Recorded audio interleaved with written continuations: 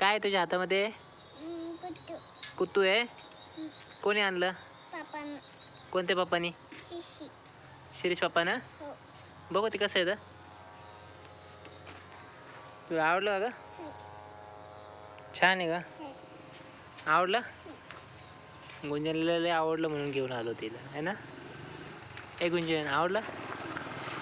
खोटे खोटे कुत्रे ते हातात घ्या ते कुत्रीच्या पिल्लांना हात लावू लागले ना त्याच्यामध्ये गमतीला हात लावण्यासाठी कुत्रा आला खेळती त्यासोबत. इकडे बघ गुंजन छान आहे.